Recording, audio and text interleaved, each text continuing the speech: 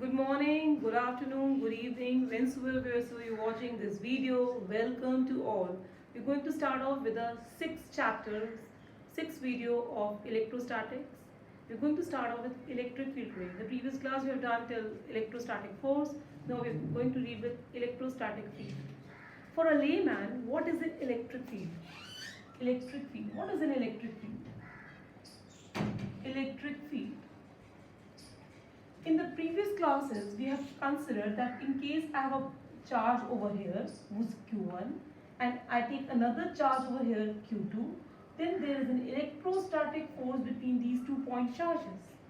But in case I want to experience the electric field of the first charge, what I would like to consider over here. I would like to consider that in case a very small unit positive charge, if it is experiencing a force because of this. Now, this concept of unit positive charge comes. What is unit positive charge? Why I am using this word unit positive charge?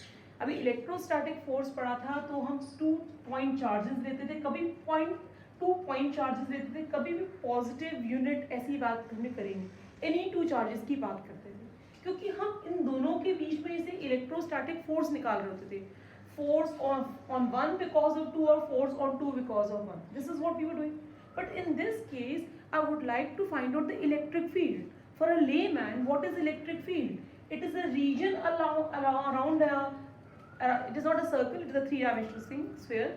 It is a region around the electric charge in which its force can be experienced.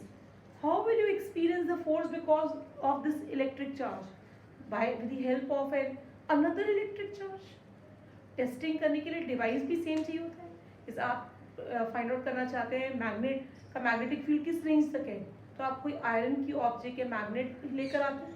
Same चीज़ यहाँ पर है. इस charge Q1 का अगर electrostatic field देखना है तो आपको एक चार्ज लेकर आना पड़ेगा और देखना पड़ेगा किस रेंज तक वो अट्रैक्ट या रिपेल हो रहा है. फाइन. पर अब यहाँ पर मैं बार बार कह रही हूँ the force experience by unit positive charge. Unit positive क्यों ले रहे हैं? हम मानकर चल रहे हैं कि ये जो सेकेंड चार्ज हमने ले लिया, जो सेकेंड चार्ज ले लिया Q0 मान लेते हैं, वो इतना छोटा है कि वो इसके इलेक्ट्रिक फील्ड को डिस्टर्ब नहीं कर रहा. कहीं ऐसा ना हो कि Q0 बहुत बड़ा चार्ज हो और instead of testing this Q1 ही इसके पास आ जाए या Q1 ही इससे रिपेल हो जाए. तो हम ये नहीं मान कर चल रहे हैं. तभी हम ये जो चार्ज है, टेस्ट चार्ज है, इसको बहुत छोटा मान रहे हैं. ये एक तरह का टेस्टिंग डिवाइस है, ये टेस्ट चार्ज है. So this test charge is unit positive charge which is very very small, which is very very small. Okay, so I'll just redefine this electric field. One way is the force experienced by a unit positive small charge, force experienced due to a given charge. So electric field of a given charge is the force experienced by a unit positive very small charge. ठीक है. अब इसको mathematically define करते हैं. क्या कह सकते हैं इसके बारे में? I'll say electric field is equal to the electrostatic force experienced by a unit positive charge, provided that unit positive charge is very very small. इसका मतलब आपका ये चार्ज हो गया प्लस Q, ये दूसरा चार्ज हो गया Q0, इन दोनों के बीच में डिस्टेंस हो गया लेट्स से R, और आप अब इसको इस तरह से डिफाइन कर रहे हैं. Limit Q0 tending toward 0, f को क्या लिखेंगे 1/4 pi epsilon naught Q0 divided by R square divided by Q. ऐसे देखने में लगता है कि अगर Q0 0 हो गया तो इन्फिनिटी हो गया, पर लिमिट्स का तो पहले हम ये देखते हैं कैंसिल ही हो जाए. अच्छा, तो लिमिट Q0 टेंडिंग टूवर्ड 0 और 1/4 pi epsilon naught Q by R square. Q0 का फैक्टर कैंसिल ही हो गया, तो ये बात क्या आ गई 1/4 pi epsilon naught Q by R square. एक और बात, ये जो इलेक्ट्रिक फील्ड है वो एक वेक्टर क्वांटिटी है. इलेक्ट्रिक फील्ड कैसे वेक्टर क्वांटिटी है? इलेक्ट्रोस्टैटिक फोर्स वेक्टर क्वांटिटी था, electrostatic force divided by charge, तो इलेक्ट्रिक फील्ड भी वेक्टर क्वांटिटी होगा. दूसरी तरफ से इसका डायरेक्शन क्या होगा?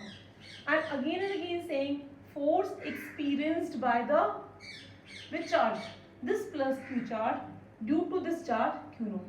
अगर फोर्स की बात आती तो हम कहते इसको और फर्स्ट मान लेते, हम मानते force experience by one because of the zero charge. F1 zero जाता, F1 जीरो जाता तो डायरेक्शन की अगर बात होती तो उसका डायरेक्शन क्या होता, R01 unit vector. I just right over here R from O to 1. So this the direction is from here to here, R01. So I'll just write over here R01 unit vector. If I'm taking this as R01 square. I just want to just clarify again this thing. What is electric field? Electric field is the force experienced by a unit positive infinitesimally small charge because of a given charge. Mathematically, electric field is equal to limit q naught tending towards 0, force experienced by the first charge because of this test charge divided by q naught. I expand this thing and divide by q naught and q naught cancel हो जाते हैं.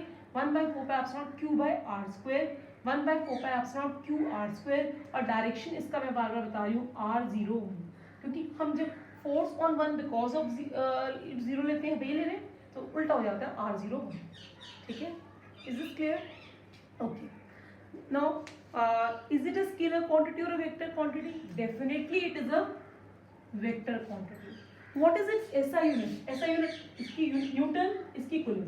तो SI unit क्या हो गई इसकी? SI unit हो गई इसकी न्यूटन पर coulomb. Fine.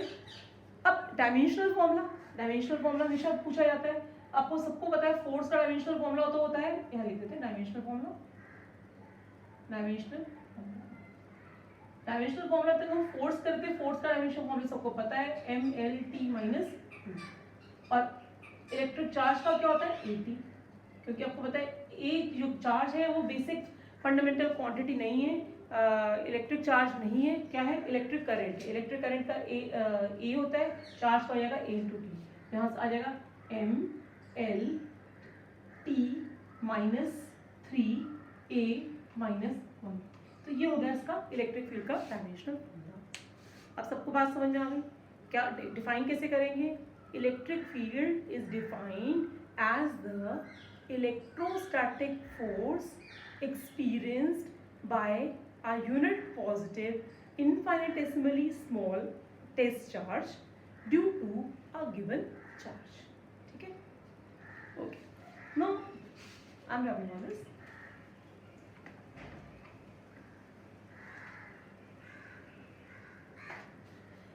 Now let's write down the electric field due to a given charge at a point in Cartesian coordinates. Fine.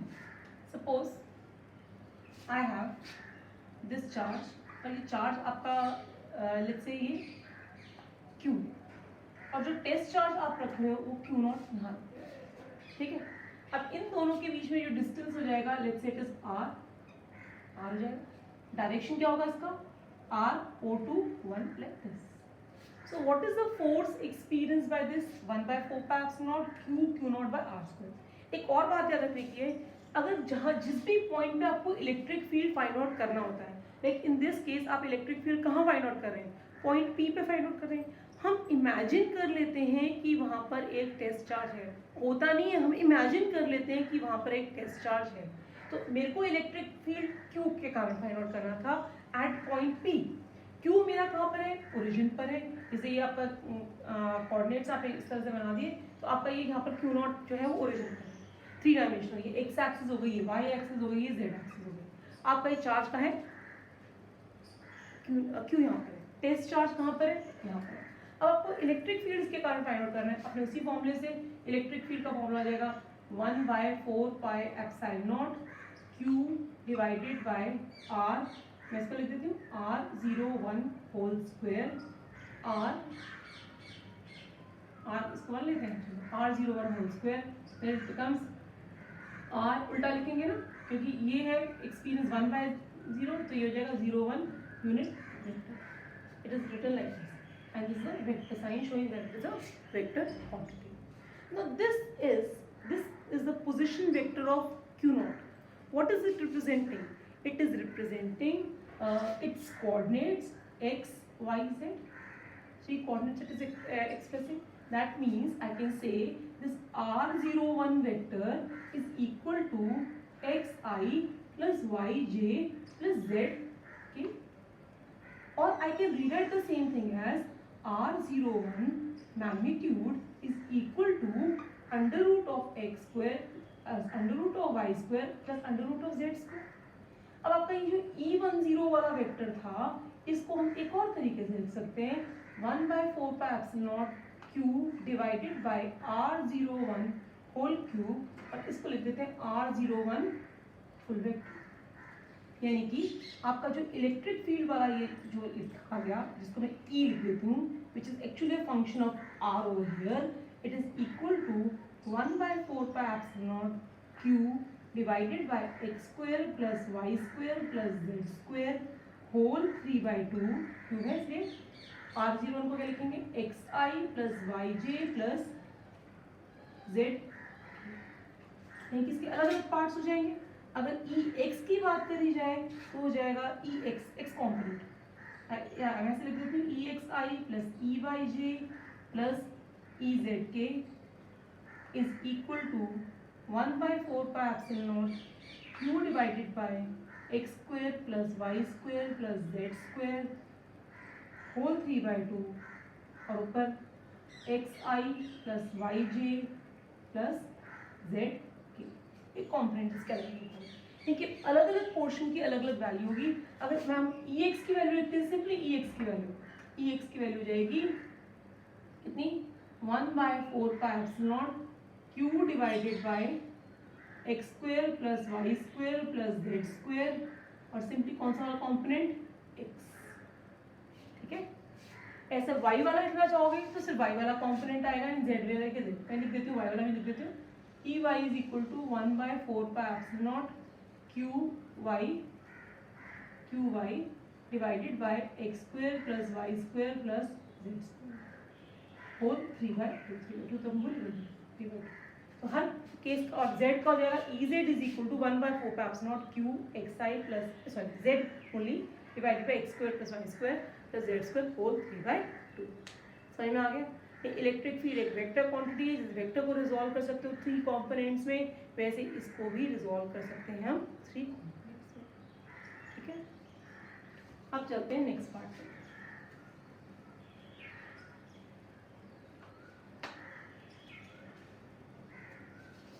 Next part है हमारा इलेक्ट्रिक फील्ड नहीं सॉरी इलेक्ट्रिक फील्ड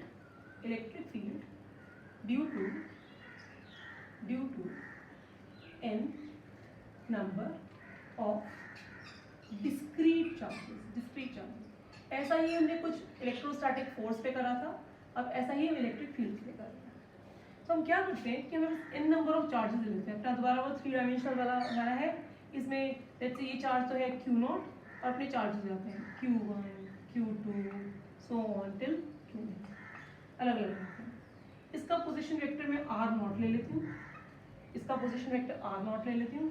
इसका ये हमारा टेस्ट चार्ज है, ठीक है, एक पॉइंट P है जो इसका पोजीशन वेक्टर इस पॉइंट का पोजीशन वेक्टर है। और मेरे पास जहाँ भी इलेक्ट्रिक फील्ड फाइंड आउट करते हैं वहाँ पर हमें क्या निकालना होता है, वहाँ इमेजिन कर लेते हैं कि एक यूनिट पॉजिटिव टेस्ट चार्ज रखते हैं और चार्जेस हमारे हैं Q1 Q2 Q1 Qn। इन सारे चार्जेस के कारण हमें इलेक्ट्रिक फील्ड फाइंड आउट करना है। अब हम डिस्टेंस देखते हैं Q1 का यहाँ से यहाँ तक, मैं इस डिस्टेंस को क्या कहूँगी R01 ये डायरेक्शन होगी। Q2 और इसका डायरेक्शन क्या होगा बेटा R02। सिमिलरली इसका क्या डायरेक्शन होगा n इस वाले पॉइंट का n वाले का R0n, because we are finding out the electric field on this Q0 charge because of all these charges। हम इलेक्ट्रिक फील्ड की बात करते हैं, हर बार हम फाइंड आउट कर रहे हैं electric field because of the first charge on 1/4 Q1 divided by R square, इसको लिख देते हैं R01 लिख देते हैं R01 होल स्क्वायर मैग्नीट्यूड ये और R01 unit vector. Similarly E2 is equal to 1/4 Q2 divided by R02 whole square R02 unit vector. So on करते हुए En is equal to 1/4 pi epsilon not Qn divided by R0n whole square R0n unit vector. Total electric field के लिए हम इसको x y z axis की total electric field के लिए हम इस सबको ऐड करेंगे, वेक्टोरियली ऐड करेंगे. सारे वेक्टर्स हैं E1 plus E2 plus E3. अब देखिए कॉमन में क्या चीज़ आ जाएगी.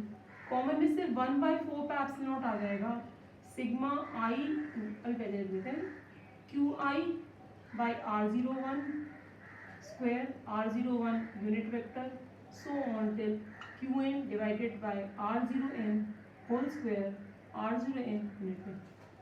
अब समेशन के लिए लिखेंगे 1/4 pi epsilon not as it is sigma i is equal to 1 to n ये आ जाएगा आपका q i R0i whole square R0i unit. ठीक है, इस तरह से समेशन होगा. एक वेक्टर्स में वेक्टोरियली ऐड करना पड़ेगा और हम ऐसे समेशन नहीं, तभी अलग अलग वेक्टर्स हैं ऐसे ऐसे अलजेब्रिकली ऐड नहीं करा है, वेक्टोरियली ऐड करा है. ये न्यूमेरिकल्स में बाद में यूजफुल चीज़ होगी कि देखना है इलेक्ट्रिक फील्ड और इलेक्ट्रोस्टैटिक फोर्स दोनों के दोनों जो है वेक्टोरियली ही ऐड करे जाते हैं. बाद में कुछ और हम पढ़ेंगे इलेक्ट्रिक पोटेंशियल एनर्जी, वो वेक्टोरियली ऐड नहीं करी जाती, वो सिंपली अलजेब्रिकली ऐड करेगी. Is this clear? Okay, I come to the next topic now.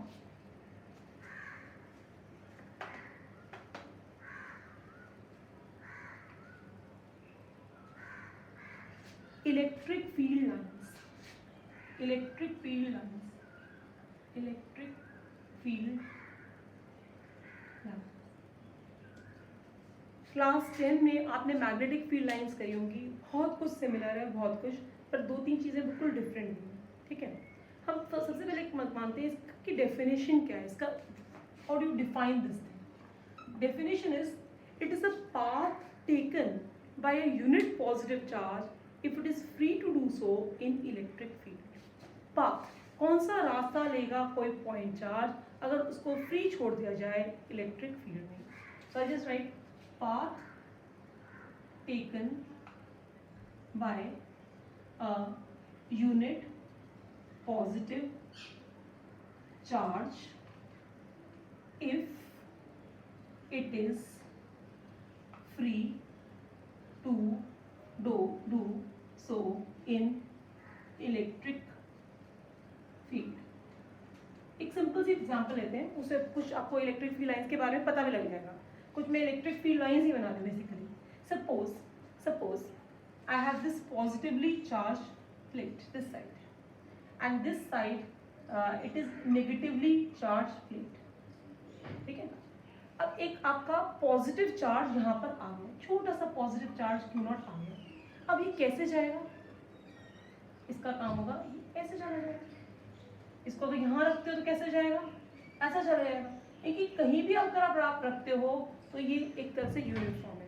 अगर एक पॉजिटिव प्लेट ले ली, एक नेगेटिव प्लेट ले ली और आप इलेक्ट्रिक एक कोई भी यूनिट पॉजिटिव चार्ज रखते हो तो आपका इलेक्ट्रिक लाइंस जो होंगी ये होंगी. जो मैं एरोज बना रखी हैं वो क्या है, electric field lines. This is electric field line.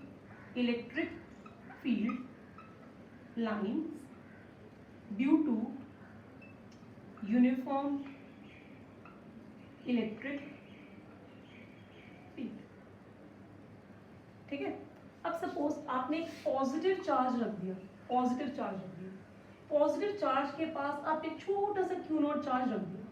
अब वो क्या होगा, वो उससे रिपेल होते हुए ऐसे जाएगा. यहाँ रख दिया तो यूं जाएगा, यहाँ रख दिया तो यूं जाएगा. यानी कि इस, और अब इसको आप 3 डायमेंशनली मान लो, एक तरह का स्फीयर स्फेरिकली सब जगह से आएगा. मान कर चलो एक पॉइंट है, पॉइंट के यहाँ से सारी पिंस यूं निकल कर आएंगे. So this is electric field lines because of unit positive charge. Electric field lines due to isolated, अलग से ही रखा हुआ isolated positive charge. ये बात समझ में आ रही है कि कभी भी अगर हम यूनिट पॉजिटिव चार्ज रख देते हैं कहीं एक किसी इलेक्ट्रिक फील्ड में, मतलब किसी चार्ज के आसपास, किसी ओरिजिनल सोर्स चार्ज के आसपास, तो जो पाथ एक यूनिट पॉजिटिव चार्ज देगा वही इलेक्ट्रिक फील्ड लाइन है। ये इमेजिनेशन कहीं के लिए भी आप कर सकते हैं। अब आप एक दो और एग्जांपल्स करते हैं। Suppose I have negative charge. अब सोचो नेगेटिव चार्ज अगर यहाँ रखा हुआ है और यूनिट पॉजिटिव चार्ज उसके पास ले आता हो तो इलेक्ट्रिक फील्ड लाइंस कैसी, ये क्या करेगा, ये इसकी तरफ अट्रैक्ट होगा, यानी कि इसके लिए इलेक्ट्रिक फील्ड लाइंस क्या होंगी, ऐसे कमिंग टूवर्ड्स इट। यानी कि कहीं भी आप यूनिट पॉजिटिव चार्ज रखते हैं तो इलेक्ट्रिक फील्ड लाइंस वो जो चार्ज है उसकी तरफ आपको अट्रैक्ट होगा। तो electric field lines unit positive negative charge के लिए ऐसे हो जाएंगी। अब मानिए कि एक पॉजिटिव चार्ज है और एक और पॉजिटिव चार्ज है। आपको पता है 2 पॉजिटिव चार्ज आपस में रिपेल करते हैं। तो अगर आपने अब एक यूनिट पॉजिटिव चार्ज यहाँ रख दिया होता तो क्या होता हो, ऐसे रिपेल होता, ऐसे रिपेल होता, यस, ये ऐसे रिपेल होता। इलेक्ट्रिक फील्ड लाइंस ऐसे आ रही हैं पर ये अपना क्या शो कर रहे हैं, ये रिपल्शन शो कर रहे हैं। ठीक है, अगर हम ऐसे अब 2 नेगेटिव चार्ज ले लें, 2 नेगेटिव चार्ज ले लें, 2 नेगेटिव चार्ज मतलब मैं एक नेगेटिव चार्ज ऐसे और एक नेगेटिव चार्ज ऐसे लें, इन दोनों में भी रिपल्शन हो रहा है पर इलेक्ट्रिक लाइंस ऑफ फोर्स का डायरेक्शन ऐसे बन रहा है। शो तो रिपल्शन ही कर रहे हैं, जैसे आपने ये बनाई थी लाइंस वैसे ही शो कर रहे हैं, पर क्या है यहाँ पर, ये डायरेक्शन इसका उल्टा है। डायरेक्शन क्यों उल्टा है, क्योंकि अगर आपने कोई यूनिट पॉजिटिव चार्ज यहाँ लिया होगा तो क्या होगा, वो यूं अट्रैक्ट होते हुए जाएगा, यूं अट्रैक्ट होते जाएगा। तो सारी जो इलेक्ट्रिक लाइंस ऑफ फोर्स हैं वो ये हैं कि आपस में भी एक दूसरे का रिपल्शन शो कर रही है और यूनिट पॉजिटिव चार्ज कैसा रास्ता लेगा उसके लिए। अब तीसरी चीज और दिमाग में आती है, अगर एक पॉजिटिव होता और नेगेटिव होता, ये तो आपस में अट्रैक्ट करते हैं, तो इसके लिए इलेक्ट्रिक फील्ड लाइंस क्या होंगी, ऐसे पॉजिटिव से नेगेटिव की तरफ, इस तरह से, और कोई हो सकती है इस तरह से, इस तरह से, मतलब कोई जो मिल नहीं पा रही, दूर जा रही है ऐसे करके, ठीक है।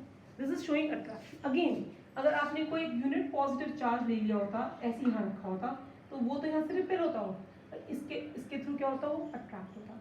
सिंपली आपने एक ऐसे पॉजिटिव चार्ज रखोगे, वो तो सीधा डायरेक्ट होते हुए अट्रैक्ट होते हुए यूं चला जाएगा। ठीक है, ये आपको क्यू नॉट लिखना नहीं है, इमेजिन करना है। मैं बार यहाँ लिख रही हूँ बताने के लिए, आपको क्यू नॉट लिखने की जरूरत नहीं, इमेजिन करना है। जब भी इलेक्ट्रिक फील्ड लाइंस की बात दिमाग में आएगी, हम मानकर चलेंगे, इमेजिन करेंगे कि कैसा पाथ लेगा unit positive charge. So basically electric field line is an imaginary line. It is an imaginary line which is telling you how a positive charge will move in case it is placed in electric field. Electric field can be because of one charge, 2 charges, plates of charges, or any such thing, anything charge object. Okay.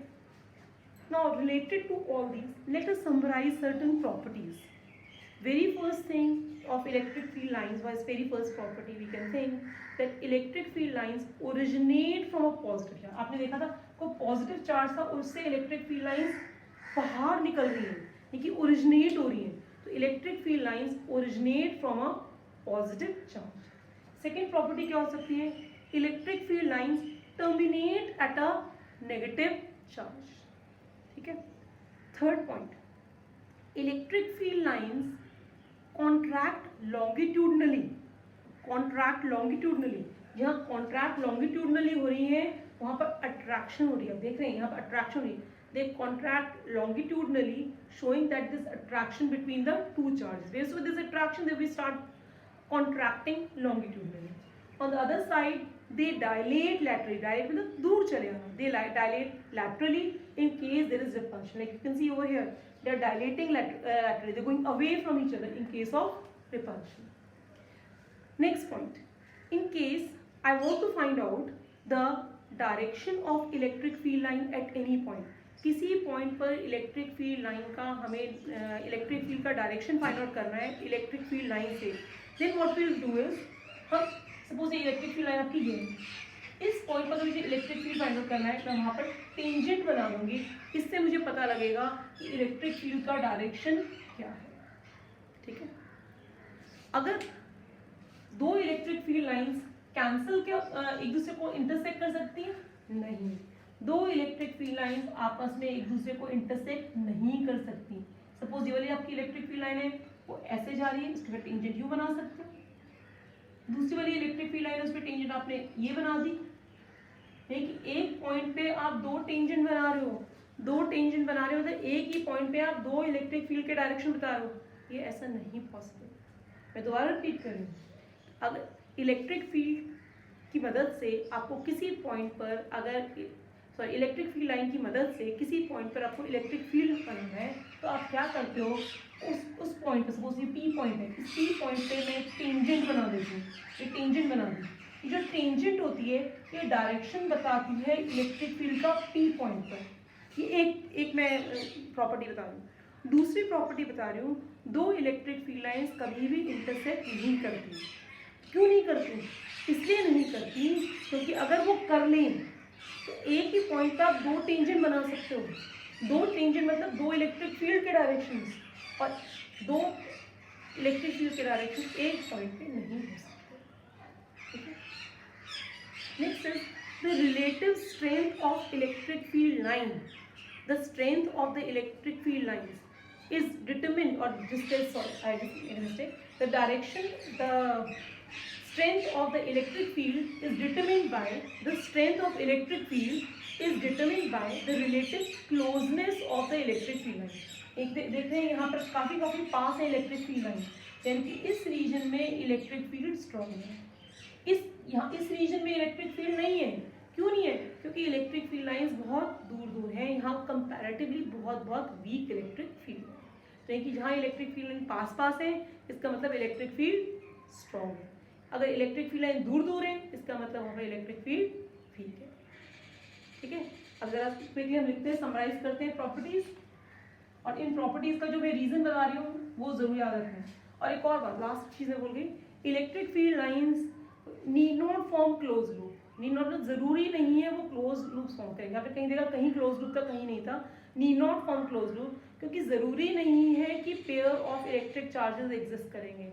Magnetic poles हमेशा exist करते हैं, पर electric charges pair में exist करें ऐसी कोई ज़रूरी बात नहीं है। तो electric charges need not exist in pair, since they do not exist, need not exist in pair, it need not form close loop.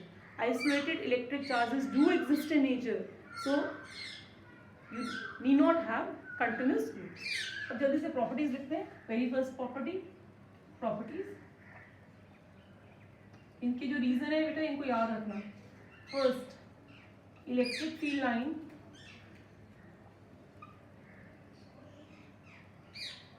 originate from negative charge as positive charge.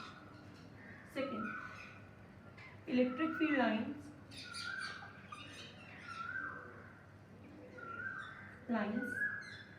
terminate at negative charge. Third,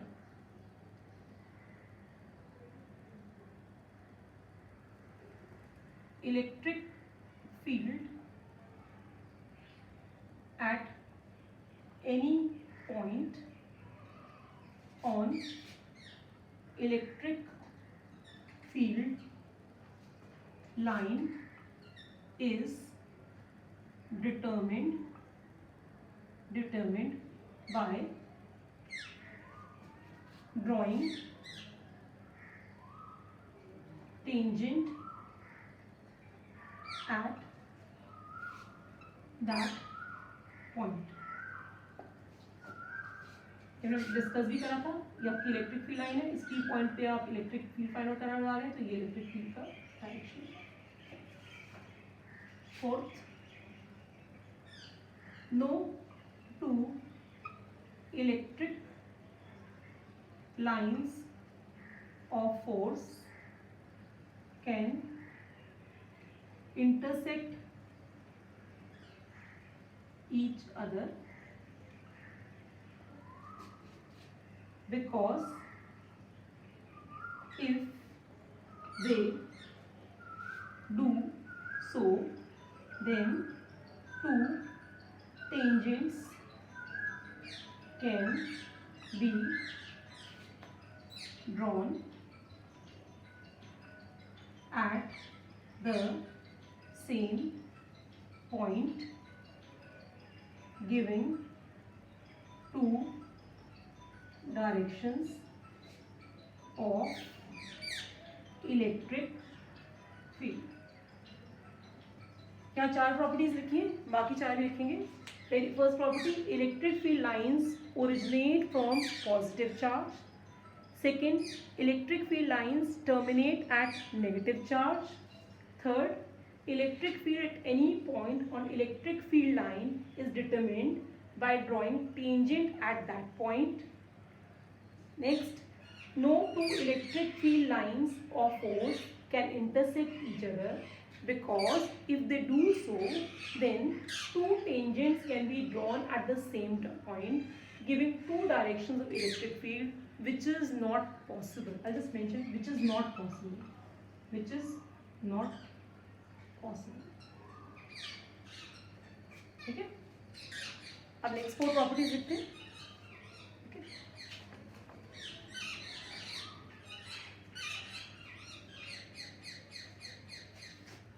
next one, electric field lines contract longitudinally, L-O-N-G, longitudinally. Sixth, showing attraction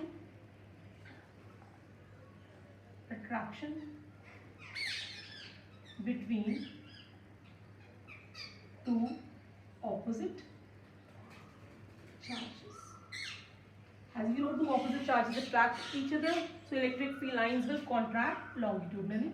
Sixth, electric field lines dilate मतलब दूर दूर जाना, dilate laterally,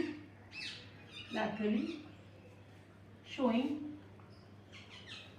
repulsion between two same similar charges. ठीक है, dilate हो रही है, वहाँ पर रिपल्शन है, जहाँ पास आ रही है कॉन्ट्रैक्ट हो रही है, वहाँ attraction. Seventh, the relative density of electric field lines gives strength, it indicates strength of electric field in that region, of electric field in that region. Eighth point, as I told you, electric field lines need not form closely. Electric field lines need not form closed loops because isolated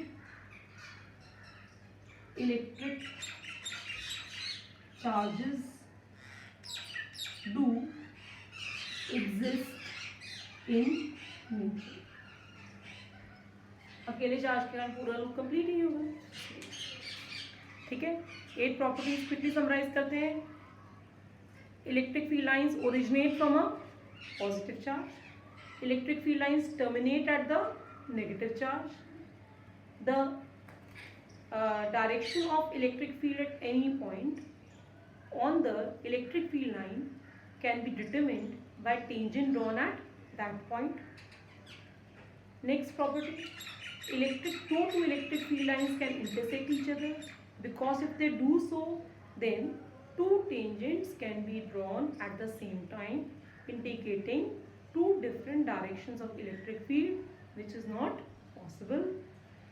Fifth point, Electric field lines contract longitudinally. When so there is attraction between two charges, they contract longitudinally.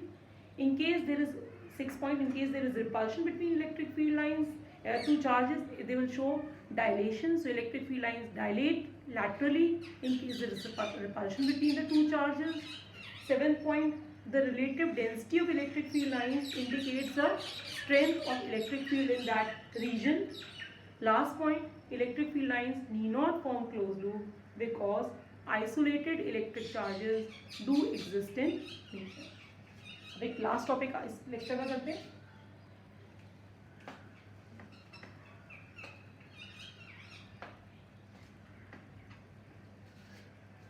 Electric dipole. Electric dipole नाम समझ में आ रहा है. Electric से related कोई dipole जिसके दो poles हैं. So it is actually two equal and opposite charges separated by distance. Electric dipole एक चीज है, एक ऑब्जेक्ट है. क्या है? Two equal and opposite charges separated by distance. Separated by a distance. It is called as electric dipole. Next is electric dipole moment. Electric dipole को major करने का तरीका है electric dipole moment. Electric dipole moment. Electric dipole moment. Electric dipole moment क्या है? इस electric dipole को major करने का. जैसे चेयर एक ऑब्जेक्ट है, उसकी अब लेंथ मेजर करते हैं, वेट मेजर करते हैं, उसको मेजर करने का तरीका है इस तरह से electric dipole moment. What is it? It is defined as the product of either charge and distance between the two charges. Distance between the two charges. I believe आपको समझ में आ गया हो. इलेक्ट्रिक डाइपोल एक चीज है, एक ऑब्जेक्ट है, जिसका मतलब है कि एक नेगेटिव चार्ज एक पॉजिटिव चार्ज सेपरेटेड है, दोनों इक्वल है, ऑपोजिट है और सेपरेटेड है by distance of 2a. This is an object. तो electric dipole moment is a physical quantity which is measuring the electric dipole. So it is defined as the product of either charge, q कर लो, minus q, कुछ भी कर लो, minus q plus q into the distance between the two. इस जानबूझ के 2a distance लेते हैं, बाद में कैलकुलेशंस करने में आसानी रहेगी. तो ये जो इसका फॉर्मूला आएगा p, इसका सिंबल होता है p. हाँ मुझे पता है लीनियर मोमेंटम का भी सिंबल p होता है, पर इसका भी मोमेंट सिस्टम जो सिंबल है वो p है. p is a vector q 2a. अब डायरेक्शन क्या है? Its direction is from negative q to positive. That means from negative charge to positive charge. This is from negative charge to positive charge. SI unit क्या होगी इसकी? SI unit आप देख पाते हैं, it is equal to coulomb metre. ध्यान से देखिएगा, C कैपिटल है, M छोटा है, दोनों छोटे लिख देंगे तो कूलम मीटर CM हो जाएगा, सेंटीमीटर हो जाएगा. ऐसा नहीं लिखना, कैपिटल C और small m. Next is dimensional formula. Dimensional formula इसका होता है LAT. LAT कहाँ से आया है? L तो आ गया मीटर का, कूलम का क्या था? AT. तो डायमेंशनल फॉर्मूला इसका LAT. अब कौन सी क्वांटिटी है? Vector quantity. हाँ डायरेक्शन मेंशन करा तो वेक्टर क्वांटिटी और लिखा भी है P bar. So electric dipole is an object, is a thing. What is it? Two equal and opposite charges separated by a distance. Electric dipole moment is a physical quantity which is measuring this electric dipole strength. How it is measuring? It is a product of either charge and the distance between the two charges. It is a vector quantity. Its SI unit is coulometer and dimensional formula is LAT. Okay. We'll resume again. We'll continue the chapter in the next class. Okay. Good day.